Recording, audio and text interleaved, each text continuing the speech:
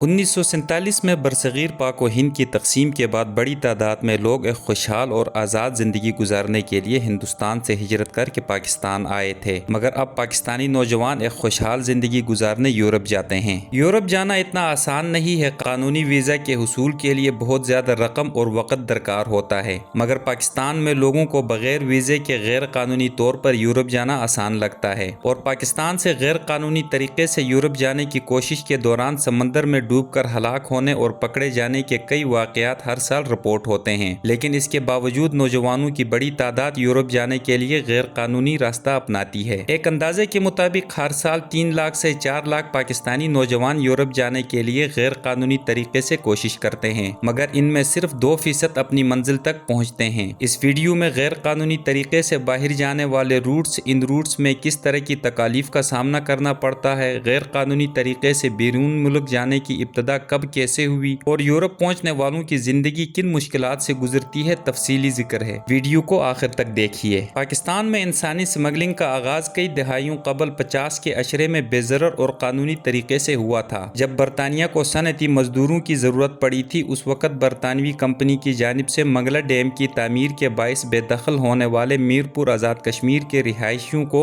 एक मुआहदे के तहत बरतानिया के वीज़े जारी किए गए, जिसके नतीजे में इतनी कसीर तादाद में हिजरत हुई कि अब मीरपुर को छोटा इंग्लैंड भी कहा जाता है। इसके बाद अगले 4 साल में ही हिजरत का यह सिलसिला करीब के इलाकों में फैल गया, जिसमें जिला जहलम, तहसील खारियां, जिला गुजरात शामिल हैं। और 60 और 70 के अशरे में बैरून मुल्क जाने वालों ने जर्मनी और दीगर यूरोपीय ममालिक का रुख किया। बैरून ममालिक में मुकीम पाकिस्तानियों ने पाकिस्तान में बड़े बड़े बंगले बनाए, लग्जरी गाड़ियां खरीदी और उनके खानदान के लोग पाकिस्तान में एलीट लाइफ गुजारने लगे। इस एलीट जिंदगी से मुतासिर होकर ज्यादा पैसे कमाने और बेहतर मियार जिंदगी के ख्वाब आंखों में सजाए हर साल कई नौजवान मौत के मुंह में चले जाते हैं। गैर कानूनी तरीके से बाहर जाने को पाकिस्तान में डंकी कहते हैं। डंकी के लिए नौजवान 7 से 20 लाख तक रकम एजेंट्स को देते हैं, जो यूरोप जाने के ख्वाहिशमंद नौजवानों को बजरिया सड़क गाड़ी पर पहले कोयटा पहुंचाते हैं और वहां से पैदल बॉर्डर क्रॉस करा के ईरान और वहां से कुछ सफर पैदल और कुछ ट्रकों और कार में सफर करा के तुर्की ले जाते हैं। फिर उन्हें कंटेनर्स और किश्तियों में भरकर यूरोपीय ममालिक यूनान ले जाया जाता है। इसी तरह गैर कानूनी तौर पर खलीजी ममालिक जाने के ख्वाहिशमंद नौजवानों को बलूचिस्तान के सरहदी इलाके मंदबलू के रास्ते किश्ती के जरिए मस्कत पहुंचाया जाता है, जहां से ये नौजवान मुख्तलिफ खलीजी रियासतों में गैर कानूनी तौर पर दाखिल होते हैं। यह है डंकी का पूरा अमल, मगर ये सफर इतना मुश्किल है कि इसमें मौत के 99% चांस और बचने का 1% चांस होता है। दोस्तों, यूरोप का ख्वाब आंखों में सजाए नौजवानों को पाकिस्तान के मुख्तलिफ शहरों से कोयटा लाया जाता है। यहाँ से उनके अजियतनाक सफर की कहानी शुरू हो जाती है। बलूचिस्तान में दाखिले के साथ उन्हें बंद कंटेनरों, ट्रकों में सामान के नीचे या बसों उनके साइड के खानों में बंद करके पाक ईरान बॉर्डर पर पहुंचाया जाता है। बॉर्डर पर एजेंटों के कारिंदे उनकी जामे तलाशी लेते हैं और कागज नाम की एक भी चीज इनके पास नहीं रहने देते। करेंसी, शनाख्ती कार्ड या इसकी फोटो कॉपी समेत कोई भी चीज इनके पास नहीं रहने दी जाती। बलूचिस्तान में अगर बलोच अलहदा पसंद तंजीम की नजर पड़ी तो सबसे पहले पंजाबियों को वो गोली मार देते हैं। नवंबर 2017 में तुर्बत में पंजाब के 15 नौजवानों को कत्ल किया। ईरान बॉर्डर तक का सफर 4 दिन का होता है। अगर इनसे बचकर ईरान बॉर्डर पहुंच गए तो वहां ईरानी बॉर्डर फोर्स से छुपकर बॉर्डर क्रॉस करना होता है। अगर वो पकड़े तो वापस पाकिस्तानी हकाम के हवाले करते हैं। गुज़श्ता साल 13 पाकिस्तानियों को बॉर्डर फोर्स ने पकड़कर पाकिस्तानी अहकाम के हवाले किया था। अगर ईरान बॉर्डर क्रॉस हो जाए तो उससे आगे का सफर बहुत ही ज्यादा तकलीफदेह होता है। कई रोज 30-30 घंटे मुसलसल सफर करना होता है और जंगलों और पहाड़ों से गुजर कर जाना होता है। यह सफर इंतहाई होलनाक होता है। रास्ते में कई जगह पर इंसानी बाक़ियात भी देखने को मिलती हैं, क्योंकि नौजवान जो अपनी जिस्मानी क़ुव्वत न होने के बाइस हलाक हो जाते हैं या फिर सरहदी सिक्योरिटी फोर्सेस की गोलियों का निशाना बनकर हलाक हो जाते हैं, उनको दफनाया नहीं जाता है। जबकि इस सफर में जख्मी या बीमार अफराद को भी पीछे छोड़ दिया जाता है, क्योंकि बाकी अफराद रुक कर उनकी मदद करने का खतरा नहीं ले सकते।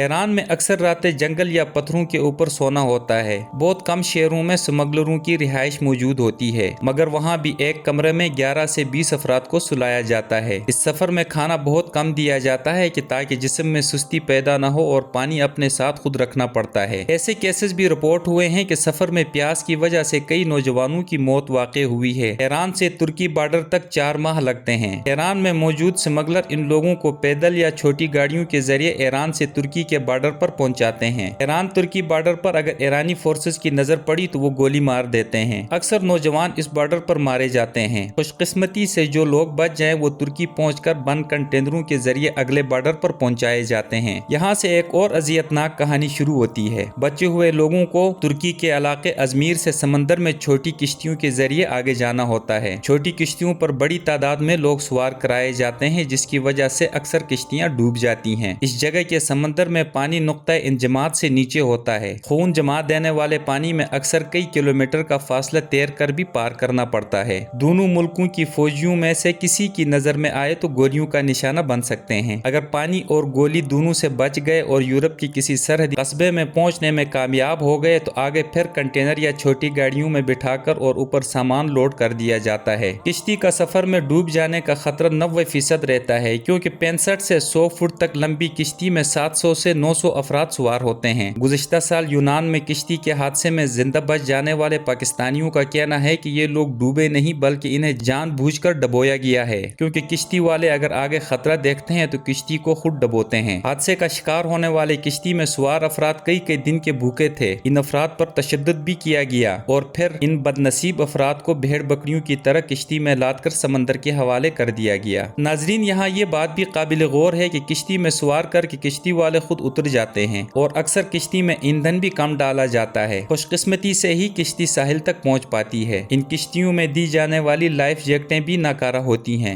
اب اس دردناک سفر سے جو 2% یورپ پہنچ جاتے ہیں وہ یا تو مہاجر کیمپ میں رہتے ہیں یا جنگلوں میں رہنے پر مجبور ہوتے ہیں۔ اسی دوران اکثر پاکستانی اسائلم کے لیے درخواست دیتے ہیں، جس میں وہ خود کو قادیانی ظاہر کرتے ہیں یا ہم جنس پرست ظاہر کرنا پڑتا ہے۔ اسائلم کی صورتحال یہ ہے کہ آپ سکرین سن 2000 سے 2022 تک دی گئی درخواستوں کی صورتحال دیکھ سکتے ہیں کہ مختلف ممالک میں دی جانے والی درخواستوں میں صرف 14% منظور ہوئی ہیں۔ ان 2 سالوں میں 40,618 درخواستیں دی گئی، جس میں 22,290 ریجیکٹ ہوئی۔ اعداد و شمار کے مطابق گزشتہ 10 برسوں میں 200 پاکستانی یورپ میں داخل ہونے کی کوشش کے دوران ہلاک ہوئے، جبکہ سالانہ اوسطاً 80,000 پاکستانی ڈی پورٹ ہوتے ہیں۔ دوستو، ڈنکی کا دوسرا روٹ کراچی سے ہوائی جہاز کے ذریعے دبئی، پھر وہاں سے مصر، وہاں سے لیبیا اور لیبیا سے کشتی کے ذریعے اٹلی کا ہے۔ جتنے کشتی ڈوبنے کے واقعات رونما ہوتے ہیں اس میں اکثر اسی روٹ کی ہیں۔ اس روٹ میں ایران اور ترکی کا دردناک پیدل سفر نہیں کرنا پڑتا ہے، مگر جان کے لیے یہ روٹ زیادہ خطرناک ہے کیونکہ لیبیا کے کشتی والے ہمیشہ خود ڈبوتے ہیں۔ دوستو، یہ تھی ڈنکی کی مکمل تفصیل۔ یہ معلوماتی ویڈیو اپنے دوستوں اور عزیزوں کے ساتھ شیئر کر کے موت کے اس کھیل کے بارے میں آگاہی پھیلائیں اور کوشش کریں کہ جاننے والوں کو اس خطرناک راستے سے روکیں، اور ایسے ہی معلوماتی ویڈیوز کے لیے چینل کو سبسکرائب کریں۔